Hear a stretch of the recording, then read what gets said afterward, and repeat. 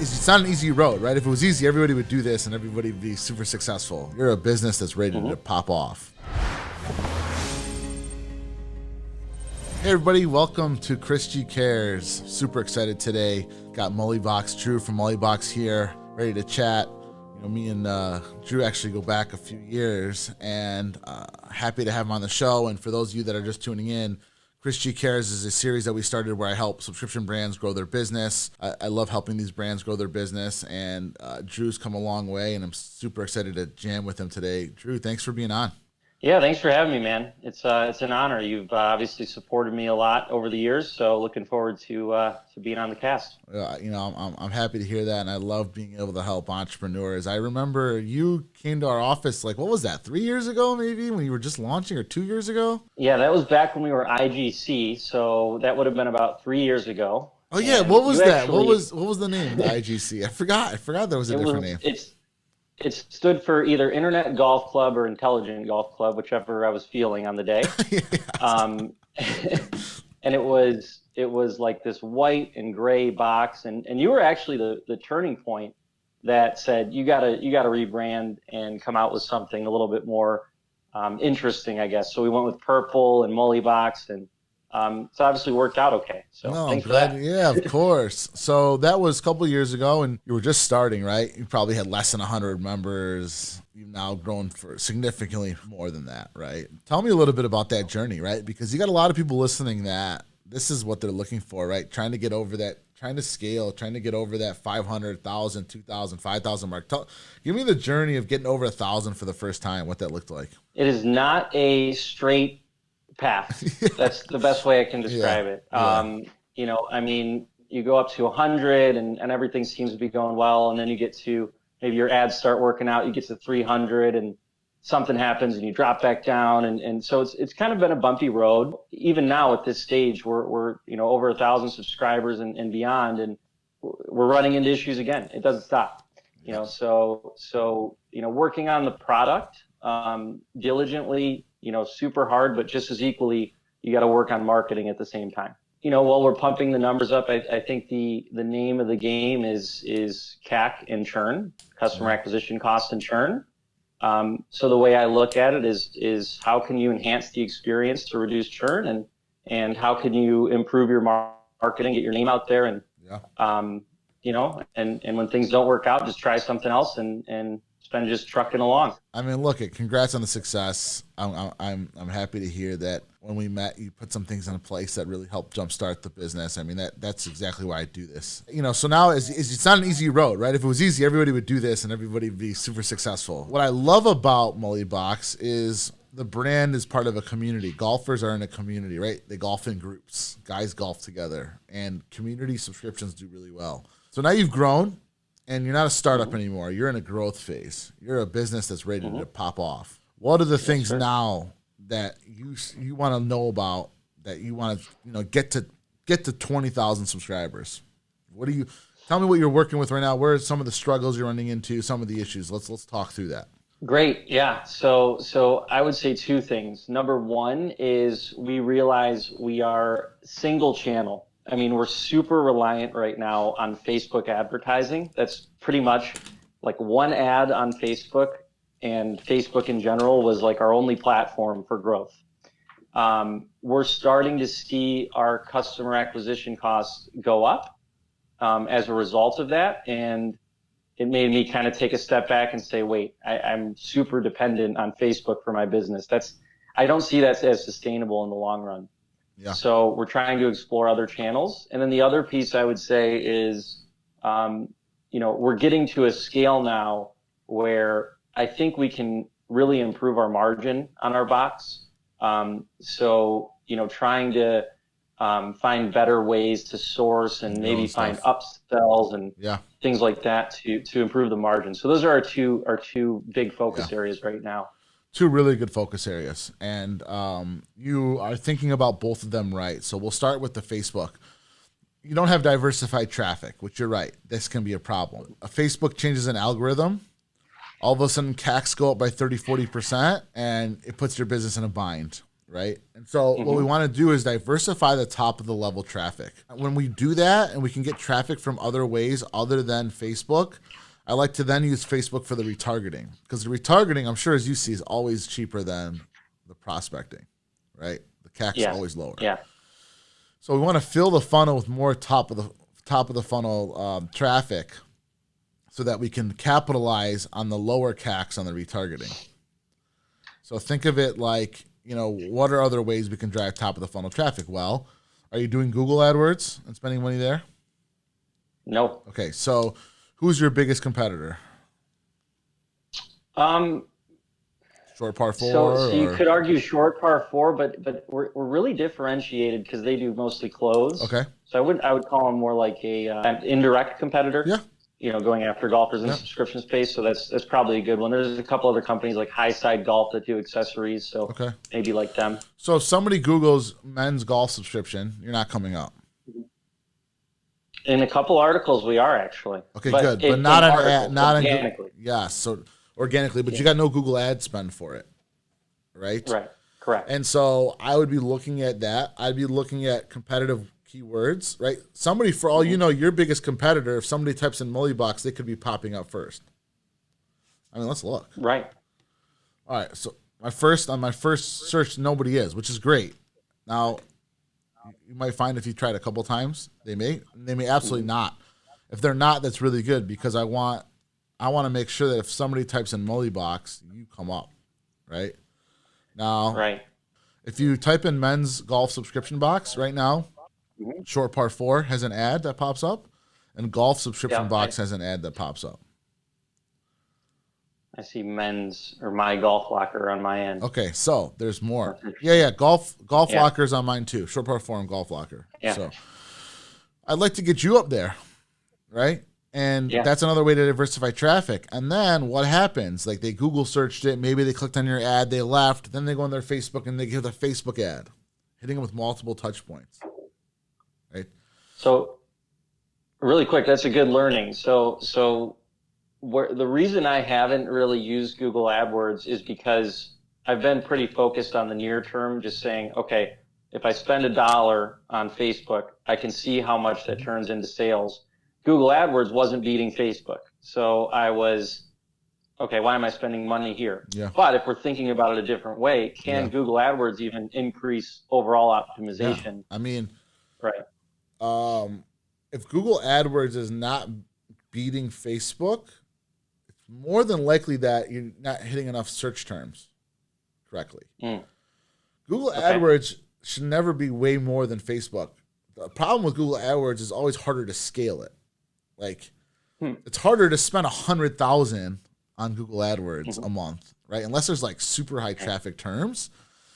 Like with Facebook, like you could do it essentially, like, right? Like if you were acquiring customers for $50, you could try to pump in 20, 30, 40, 50, 60 grand. I mean, there are companies spending millions of dollars on Facebook. I don't see them spending millions of dollars on Google, right?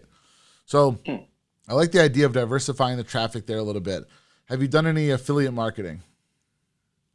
We have in the past. Again, same kind of, I mean, we've tried a lot, and the same thing applies. It didn't really turn into a lot of sales, and so what I want you to do is think about, when you start trying some of these things, think about customer marketing spend and customer acquisition cost as a whole for the company, because you got to remember, filling the funnel may reduce your Facebook ad spend because they're getting hit on the Facebook ad. They're getting hit, right? So an affiliate writes a blog about Mullybox. Consumer reads it. They check out the site, they leave, they go to Facebook, Facebook converts them. You're attributing it to Facebook, but the first touch was the affiliate. He's not getting the credit, but he was a reason that they got aware of the brand. It just goes like the old saying, and I don't know the number now, but it's like someone's got to see a brand 6, 7, 8, 9 times now, right, before they buy or whatever. Yeah. Facebook, and a lot of times, is seeing the last conversion, but you're not seeing who got them there in the first place, and that matters. Yeah. So what I want you to look at is, while it's very important to look at things by marketplace or by marketing campaign, I also want you to measure things just as a whole. Like, if we spend 20 grand on marketing through Facebook, affiliate marketing, Google, and we acquire 200 new customers, okay, great, $100 a customer, whether or not that's a good number for you, I'm just saying that's the number, right? Well, I bet you would find, and data will tell you this, but I bet you would find if you cut the other ones out, in 3 to 4 months, you'd find that you'd be acquiring less customers overall in general for the month. Yeah. That's where we are. Affiliate, yes. So you might be seeing that, right? So affiliate marketing should account for like 20 to 30% of your conversions. And I want you to look at it as a whole. They all contribute. Affiliate marketing, influencer marketing, Facebook ads, Google ads, they're all contributing. And so I want you to look at it as a one whole number. Do you want more leads and subscribers for your company? Of course you do. Did you know that content marketing costs 62% less than traditional marketing, yet it generates about 3 times as many leads? The power of content marketing is clear, but you need to know where to start. Your audience wants to be supported with information, resources, and life hacks, not ads and campaigns. Download a free content marketing checklist from Cornell Copywriting, the experts in content creation and digital marketing for subscription-based companies. Text SUBTA to 33777 to get your free copy of the content marketing checklist for subscription-based companies now. That's SUBTA to 33777.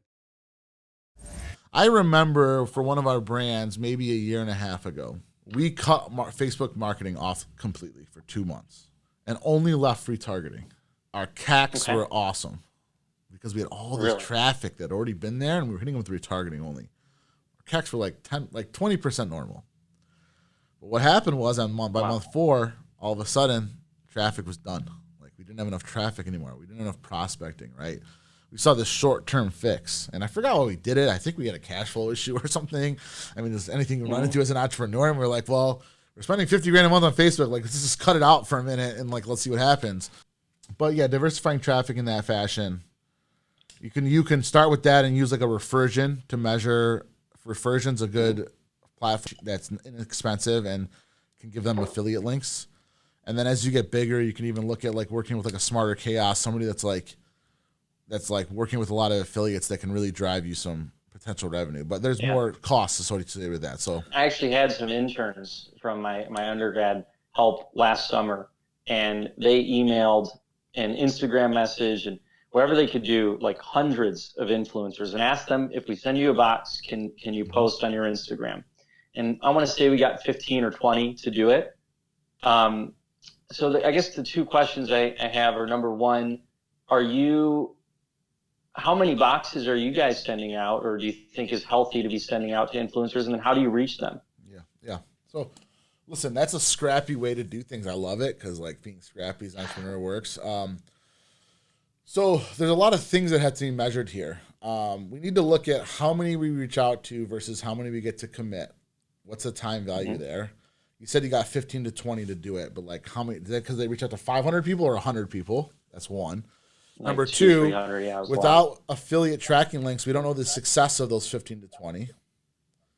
Correct. Right? And you might find out that 15 to 20 cost you, I don't know, $1,000 in product cost. Add time for finding them. Maybe you're in for $1,000, let's just say. You might find that paying one person $1,000 that you know reviews the box and you have a contract with, like, actually becomes more effective, right? Now, on the other flip side, there's also inherent value to having like these micro influencers just posting every month, right? So if you gave out 50 boxes and 40 of the 50 actually post, now there's content in Mullybox, #Mullybox. All they need to do is acquire one customer and you're probably winning a month, right? The acquisition cost for one customer is probably, if you got it for the cost of shipping a box, you'd be happy, right? Right. Yeah. So I think it can work. I think that like it's, that's a scrappy way of doing it. Now there are softwares that find individuals for you. What I get concerned with that sometimes is like finding somebody that has got too much promotion on their page. That means it's not going to be as effective. I'd rather find an influencer that does like 2 or 3 a month. I also think that the reviews, I think YouTube reviews are really good versus like an Instagram post, because an Instagram post, they can't actually click a link to get to your page. They can be tagged, great. And on your tagged page, there can be a link, but like with a Facebook review or a YouTube review, they can actually click and go right to buy, Yeah. which I like. Right. So I think that stuff still works, and it's going to be 15 to 25% of your traffic. There's a Metro Detroit Golfers Facebook group, and I think it's got like 25 or 50,000 members, and they're all avid golfers just in our area. Yeah, I love it's it. Like we're Have stuff like that is. Have you talked to them? We just this week, good. As we just, like I said, started focusing on how do we diversify. Yeah. And a couple that they're on our list to talk to. Great. Yeah. Listen, say, look, love to just like get involved in the community. We're happy to offer a discount to all your members. Oh, like if you need to, like, we'll give you a fee for everybody that signs up, or like we'll donate to like some cause for you guys on your behalf, right? Like there could be some really cool things you could do there. I'm a huge on like doing cause marketing and cause for a business where there's like a tangible thing that happens. So I'm going to give you an example. I have no idea if these metrics actually make sense or whatever, but let's say that for them to give a kid a round of golf at this first tee, it costs $5. So you say that for every box that sells, we help a kid with 9 holes of golf. Now at the end of the year, like you're doing this because you want kids to get into golf. Like you love golf. This is your passion. There's kids that like golf's an expensive sport. So like, right. So you're helping. So then what happens is the consumer on the buying end will be like, wow, this is super cool. I'm signing up for them. Oh, by the way, I'm helping a child in need get 9 holes of golf in. And at the end, it's like, hey, Mullybox members, because of you, we've given 10,000 rounds of golf to kids in need or kids that want to play golf. Some way to think about it. I think that could be super cool. Like, and the metric might be $1. They might say like, for every $1 you give us, it's 1 hole. So then do the metric that way, right? Because you don't want it to affect your cost too much, but you want to have an impact. And I'll feel good that like knowing that that's what I did versus like, oh, he's donating some of the proceeds to them. Like, what does that really mean? Like, did he give them 50 cents? Like, I don't. But if I know what you're doing in terms of the number of holes, like I might feel good about it. Yeah. Say one box helps a kid get his first round in, or something like exactly. That. Pays for his first 9 holes. That's a great idea. Yeah. So think about that. Yeah. So let's go into the sourcing here. So right now you're still buying products and okay. So listen, start sourcing your own products is a huge opportunity, right? Yep. And have you talked to any brands about this? Yeah, just on the initial conversation, the really good, stylish looking stuff, same quality. It's crazy how much, when you go through an actual brand, how much they're upcharging not only to us, but then their customer.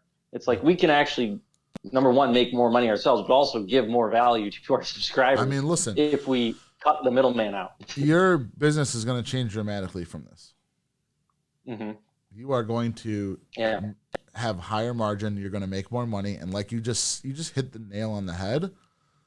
You are going to provide more value to the consumer. One thing to think about is that like, you want to be careful. Some people don't want unnamed branded stuff, right? Sometimes they look for branded stuff. But one of the strategies is you can talk to a brand and say, hey, I'm going to have my manufacturer make it and put your logo on there. I'll make sure that it fits to all your qualities, all your specs. Yeah. But I'll handle the manufacturing. They'll say, well, I want to control it. We'll say, look, here's the truth. I'm going to be able to get it cheaper made myself, and I'm still going to give you the brand. I'm going to still give you the branding. Right. And as long as it checks off their quality controls, it's a no-brainer. Good. So I have a question on that, and this is where it gets a little complicated and why we haven't been able to do it successfully in the past. So I'm assuming what we need to do is plan like 6 months out, and start designing, get prototypes in, whatever, go through a funnel. Where I have a problem is how do you pick out your order quantity 6 months out, especially when we're growing like now like 50% or 30% a month. Yeah. It's kind of it's difficult. Yeah. Predicting inventory is very hard, right? Yeah. One thing is it's okay to sell out. Very okay to sell out. Don't be worried about that. But one thing is you know the baseline because you should know how many people on average are renewing every month based on churn. And then you've got a percentage of growth that you can account for. Now, the last thing you want to do is order too much and be stuck with a lot of inventory, because having a lot of inventory sucks. Right? It holds cash flow up. So I think is be conservative. Don't be overshoot. We always made that mistake where we overshot. We liquidate right now our long inventory through your other tip you gave me, which is like one of the best things of all time. The mystery box has been awesome. I mean, still like 50% of people are paying $20 extra after checkout to buy stuff that doesn't fit a theme anymore, but it's still, they're getting more value. It's the best thing in the world. Yeah, that's great. Yeah, you just added tremendous LTV. So look, that's really good to hear. So what that's telling me then, it's okay if you are a little off on your prediction, because you're going to make mystery boxes and you're going to move that inventory.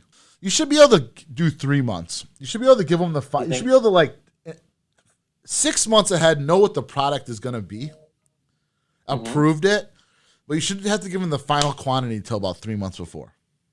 Okay. I've never really done it. So I don't know. So you do that, you should be really, really close. And if you're off by 10%, 15%, hey man, we're gonna make some mystery boxes. Boom, boom, boom. These things are on.